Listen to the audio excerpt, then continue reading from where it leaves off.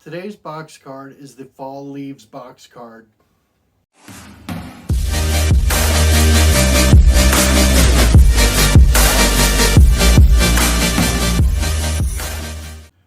The Fall Leaves box card is from SVG Cuts, and the graphics that I use is from designbundles.net. The box card itself was the image that they used on SVG Cuts. The box itself was patterned paper.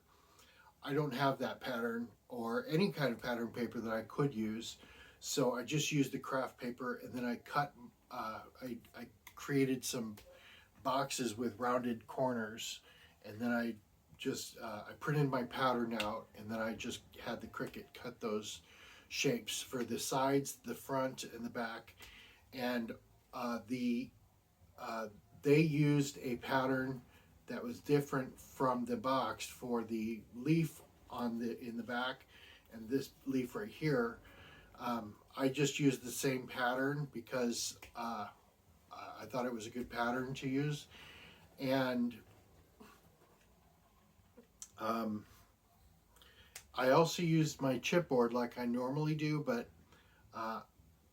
when I was putting the box card together, when I put this leaf on the back, I had already put the box together, and I put the leaf on the back. I noticed it started to sag, so I made some chipboard pieces for the inside for the back, and I noticed that it's really thick when you fold it, and I think that I need to start buying some thinner chipboard. I think the one that I'm using is medium, so I need to buy the 20. I guess it's 20 point. I think this is the 30 point chipboard. So I think I need to go thinner for my chipboard so that the cards are not that thick, especially when I'm doing it 3 layers deep. So, so anyway, that's my box card, and I'm going to start making it. These are the tools that I'm using for this project, and so I have my Zots for the button and my button. I have my double stick tape for the envelope and my scissors for that. I have my tweezers because I'm going to need them for this one for the leaves, and then my tacky glue from Elmer's, and I think that's about it. So let me get started. Oh, I have to add that I did put some of this Elmer's glue in here in my Bearly Art glue bottle, and I used the bigger tip because I knew this glue was not going to be thin enough. I figured it was going to be too thick to go through the thin one, and I was right. The precision tip is way too small for this glue. If I want to use my precision tool, I'm going to have to get Bearly Art glue again. So I'm going to have to get some more of that because I'm going to need it for future cards. And I put the needle in there to prevent this from drying out.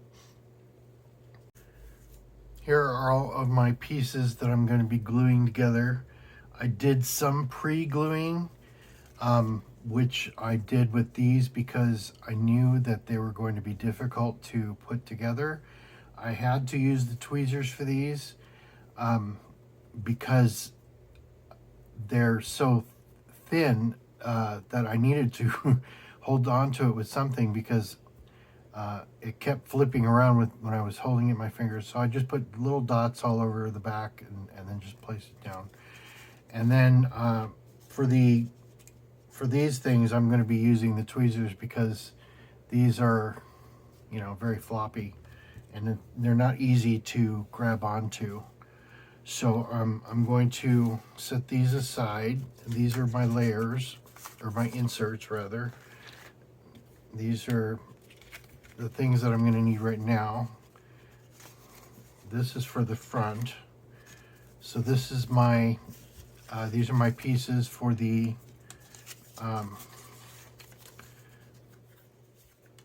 front and the sides.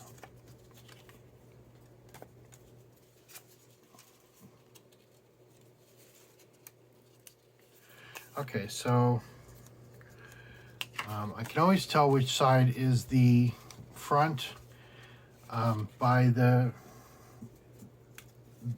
way these flaps are right here. They're usually on the right. So when I score it, I can tell that this is the front. So I'm gonna put these things on first. I'm gonna get my glue, and I want to put on a thin layer because I don't want to put too thick of a layer, because it's so thick I'm afraid that it's going to make the card really thick. So, and also I can tell what is the top, or which way this pattern is, because these leaves are upside down and these red ones are right side up. That's just the way the pattern is. And I did learn a trick to make sure that the glue spreads out on the other side of this, and that's by going like this. And sometimes if I go too close to the edge, the glue will spill out. And it's still movable a little bit, so I can straighten it out.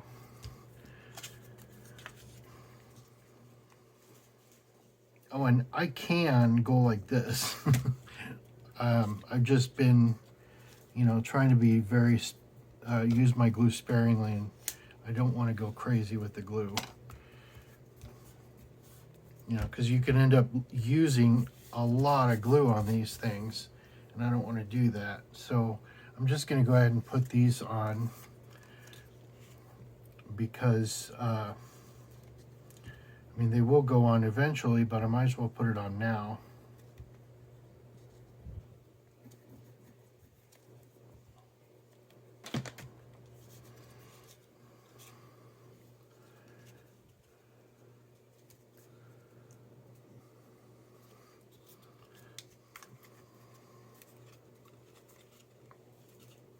And this one I have to be able to slide around to make sure that it's around along the edges and not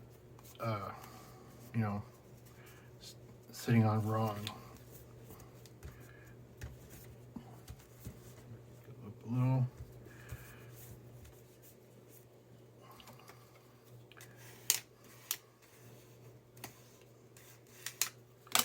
And then the first card I did, I went to put the leaves on them. Like, I put this piece on and I'm like, wait a minute, why isn't this one covered? What have I done? I forgot that there are 2 layers of this, and I don't know why they have it as the same color. So, and it goes on the edge of it, so it's gonna completely cover the brown. So when I found these, I was like, oh my goodness, I feel so dumb.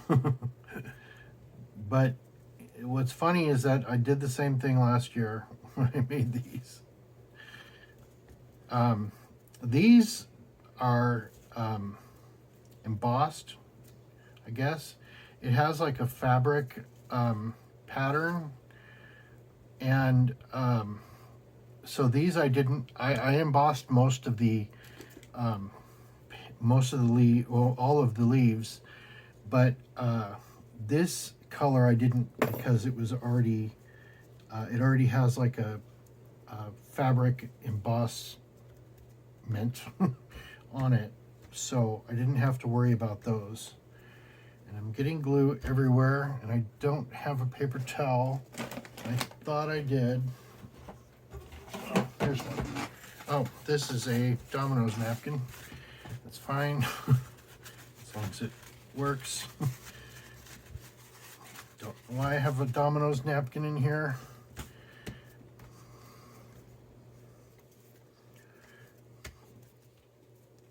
Okay. So as long as everything is along the edges, it's cool. And I'm gonna put this one on. And see how floppy these are? So this goes this way. I just want to make sure. I can also verify, because this side is not embossed. It doesn't have the texture that that the other side has.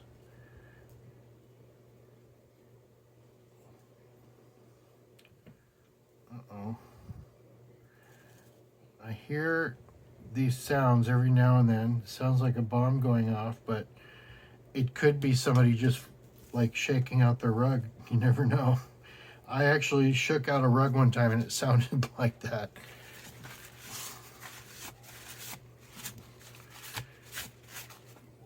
Oops, just dropped that on the floor. So this has to, this doesn't go along the edges, so it's going to be right in the middle of this other red.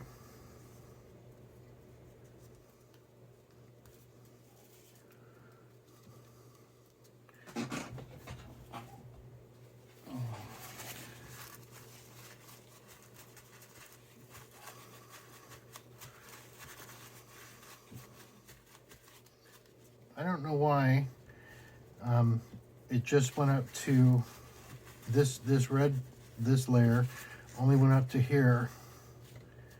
That was enough to freak me out 2 years in a row. Now this is pretty thick, and so this kind of thing, because it's so thick, it doesn't need any more anything on the other side to make it thick. Not that it needs, not that I'm worried about it sagging, but you know, when you have something this thick, you shouldn't really worry about it sagging, but that one did sag because it made it too heavy. And the chipboard is completely optional. You don't have to use it if you don't want to. I have chosen to go that route because I don't want to. I don't want people to say, well, my card sagged because I had it out for too long or whatever. Well, you know, it happens, and if you have it sitting out for too long, it's paper. So, I mean, it's cardstock, but still it's paper. And nobody's ever said that to me, but I'm just saying, because the people I mentioned earlier last year or last month in the Halloween ones, that the pharmacy that we go to, it's actually, we go there for the post office, but we've given them cards, and because I showed them the cards that I mail out, and they think they're really nice, so I've given them several cards, and so they actually had them sitting out for several years. And they had one that was from Easter, and it had tulips, and the tulips were just sagging like crazy. So after I saw that, I'm like, I need to start using chipboard for, you know, layers that I think might sag. So that's the reason, the whole reason I started using chipboard in the first place. It's not something that is necessary, but if you know that somebody's going to be displaying them for a long time, it's helpful for keeping them from sagging, because that doesn't look good. That's that's a terrible look to see your paper craft start sagging. Okay, so these are on, and I'm going to put this leaf on the back. And I lined it up to make sure I'm using the right leaf, because there are two, and one is the opposite. So you'll see if I put this one on, it's not going to fit. So that's for the other side. And again, I can tell this is the textured side, this is the smooth side.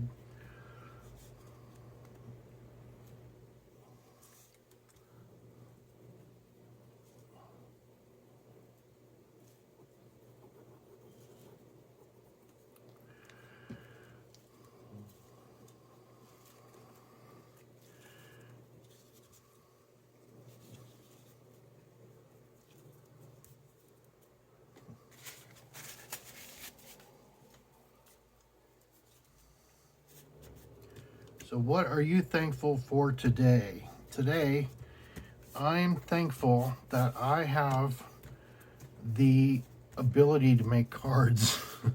I'm thankful that I have a Cricut, and my life partner gave me a Cricut for our 25-year anniversary.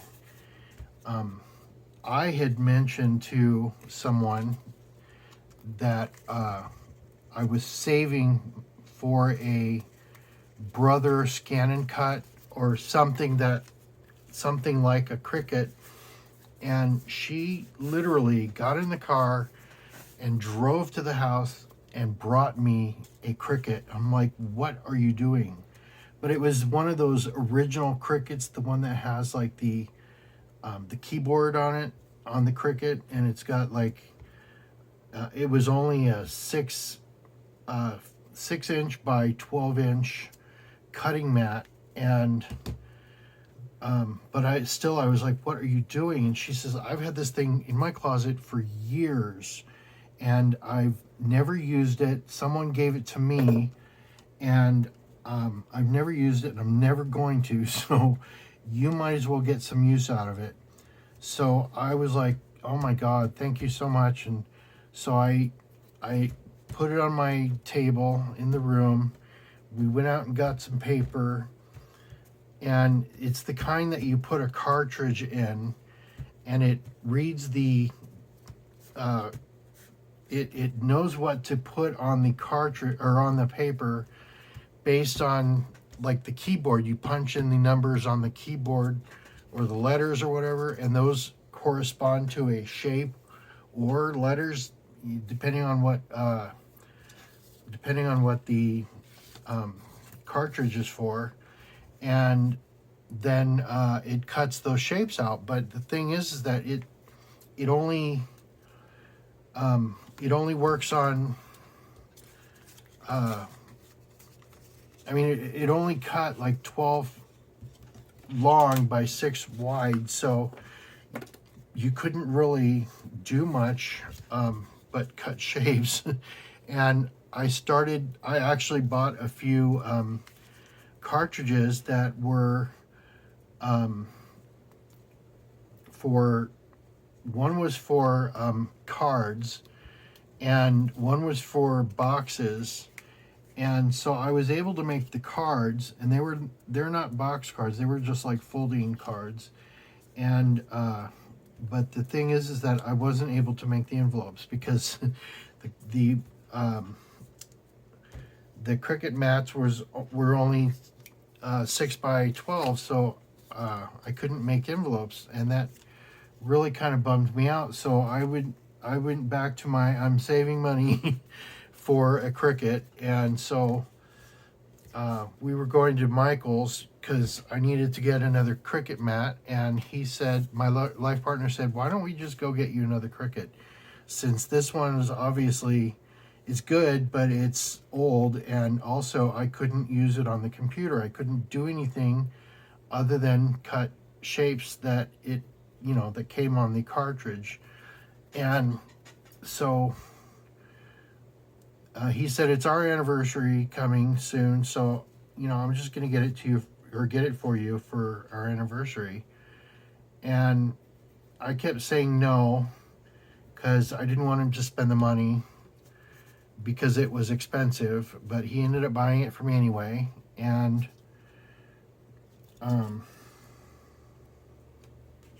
wait, is it the right side? Why is that cut out but the box isn't? There's this little shape right here and it's cut out, but it's not cut out on the box. So anyway, he bought me this Cricut and Cricut Explorer Air 2, and I went online and found all these box card images or files or whatever I got on I started out with Cricut Design Space. I found some box cards, and I was like, oh my God, I have to start making box cards. And so that's what I started doing. And then I discovered SVG Cuts, and I discovered Design Bundles and all these other websites. And so I started making cards from SVG Cuts, and that was where I started or why I started using their files, because SVG Cuts' files are so wonderful. There are other websites that you can get some box card files from, but I just think that the SVG Cuts website, no offense to any other website, I just think that they're like, they kind of remind me of like a vintage style, or like a antique style of designs, especially the Christmas cards. And I guess that's just what draws me to their website is, and that's why I have some vintage buttons that I made from design bundles, and I don't know, I kind of like the vintage look. So I'm very thankful that I have a Cricut and I have the ability to make these cards, because these are the nicest cards that I've ever been able to give to anyone.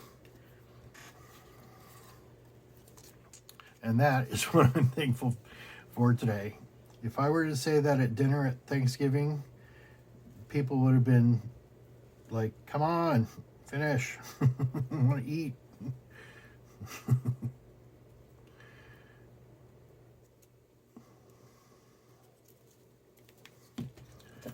So I'm going to use my tweezers for this one. The tweezers really do come in handy, especially for me when my hands are always shaking.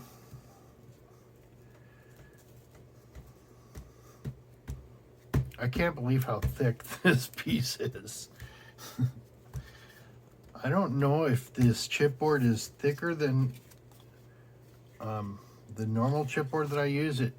I cut it on the light chipboard setting, and I did more pressure just because that's what I do with the chipboard that I get from Michaels. Is I click more pressure, and it cut out normal. I thought that if it wasn't going to do it right, then it would mean that it's too thick, but it cut out right. So I mean, obviously it is too thick, but it cut out on one pass. I mean, in the chipboard settings, it does 2 passes. But it did it in in that one time that it was cutting them.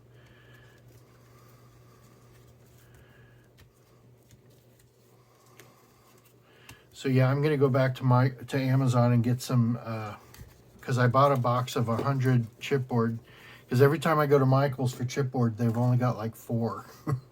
So I need more than just 4.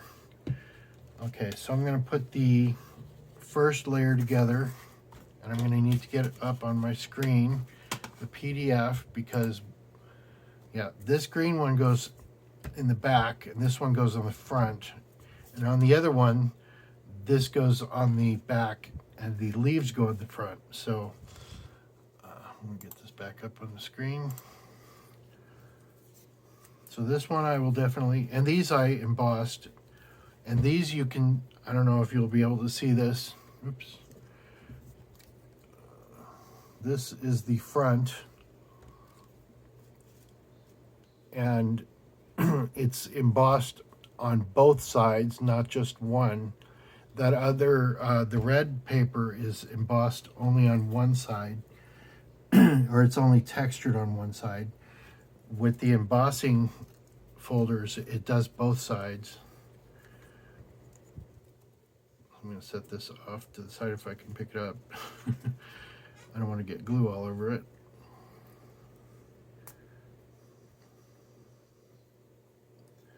And next time I get glue, I'm going to get the I'm going to get more of the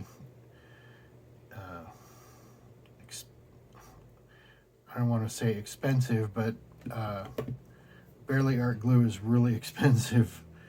But I would like to get glue that's not so thick, because I would like to be able to squeeze the bottle and have it come out and not give me cramps. This glue is so thick.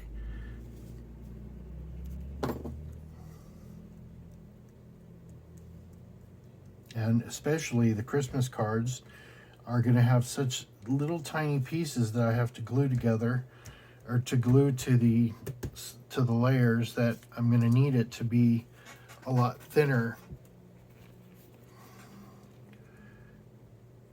I know shaking it up is probably not going to do me any good, but somehow it does. It makes it come out a little easier. I'm not going to put it on this stem. I'm just going to leave the stem hanging free. You can't hold or pick it up.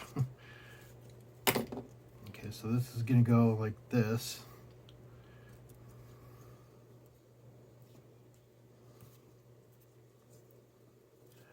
I'm just going to make sure that it's right on the back.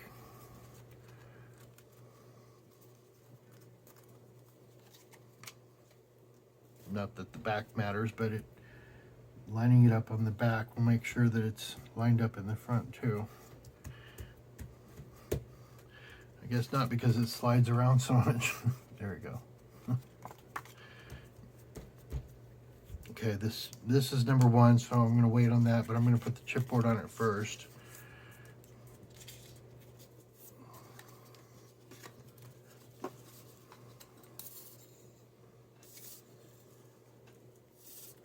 Come on.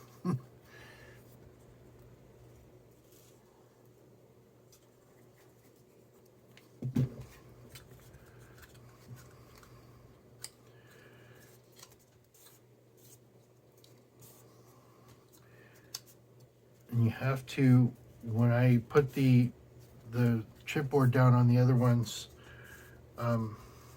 you have to hold it down, because the chipboard came up a little bit on a couple of them. So I don't know how that happened. It just came up on a little bit on the edge. So this one's going to go in the front. I'm going to put this on last, and then I've got this piece, and this is the last piece. So this piece I said was going to go behind that, so I want to make sure that I have it going in the right direction. I think how's it going to be? It goes on like this.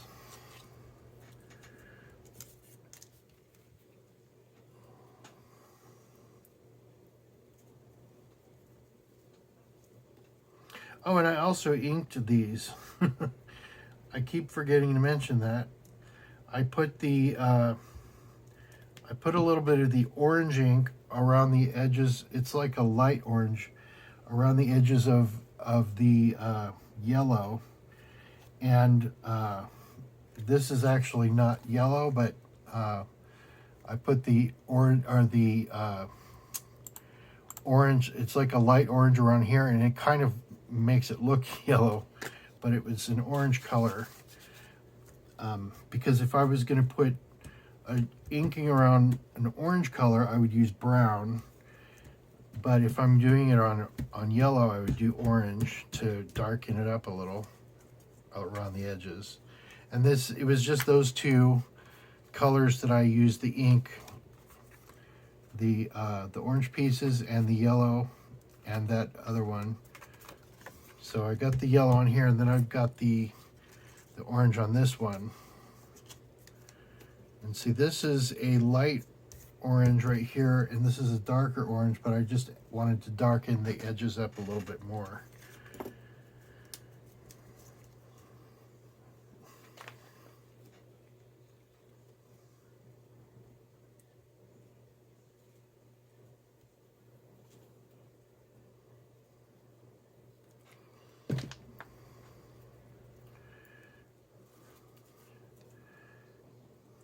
Almost finished.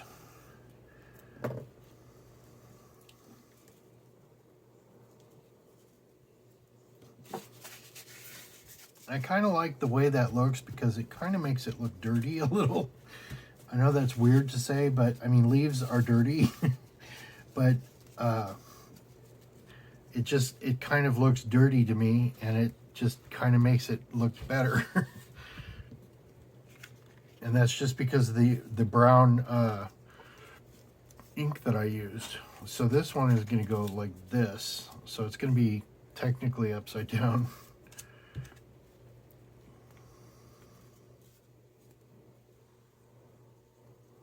I mean, I wouldn't say dirty. I would say earthy.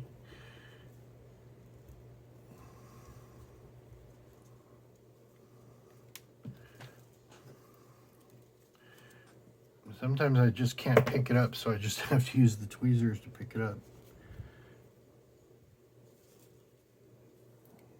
Okay, just want to make sure that it's uneven, on straight.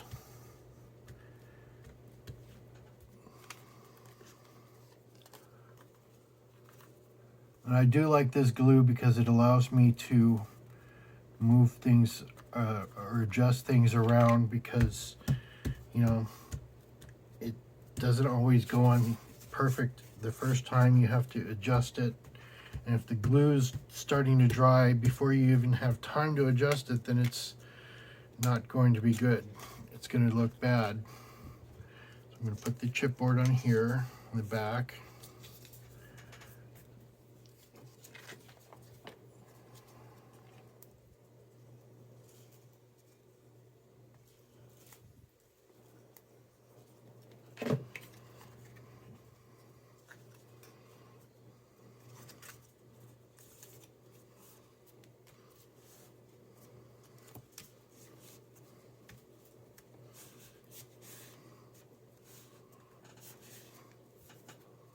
Okay, this piece is ready to go on.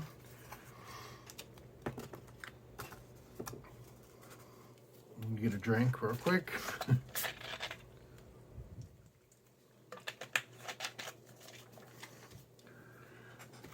So this is just going to go on like this. I'm just going to put the flaps on the inside.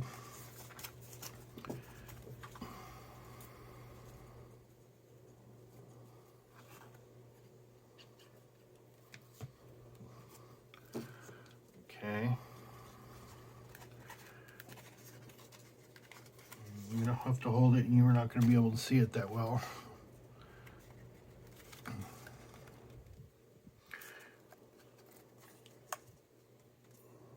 But I have to hold it so that it's up against the back, and then I can straighten that one out and put that in there. Is it straight? Yeah.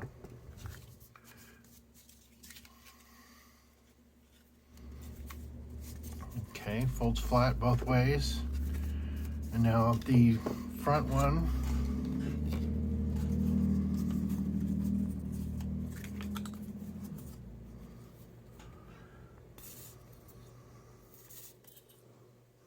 Come on.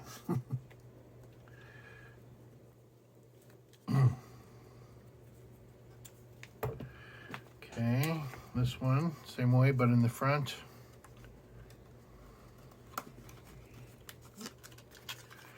Have to hold it this way so I can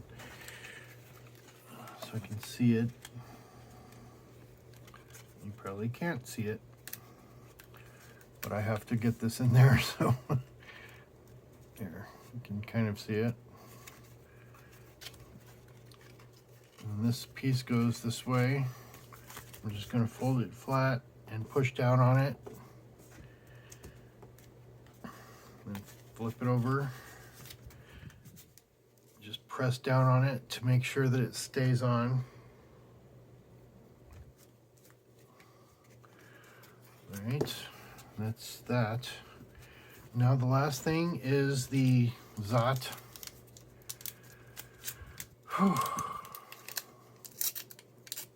And I have learned to go very fast. How are we going to do this? Let's go this way. Put it down and then go fast. And I've picked out a random, I have a bag of buttons, and I just pick out a random one, but I've already picked one out for this one, and that's the one I showed at the beginning. And it just says thankful, and it's got 2 pilgrims. I don't know if you can see very well.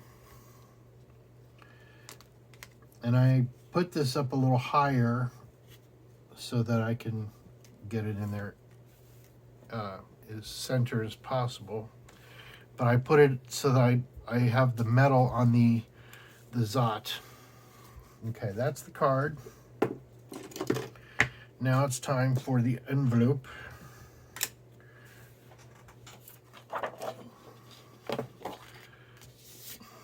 And see, with the 6x12 mat, I could never cut an envelope, because when this is cutting, this is how it's on the cutting mat, and then of course the rest of the paper. So it cuts all of the score marks, and then goes this way, and then it cuts all the way around. Oops. My mouse is too close to my hands. So,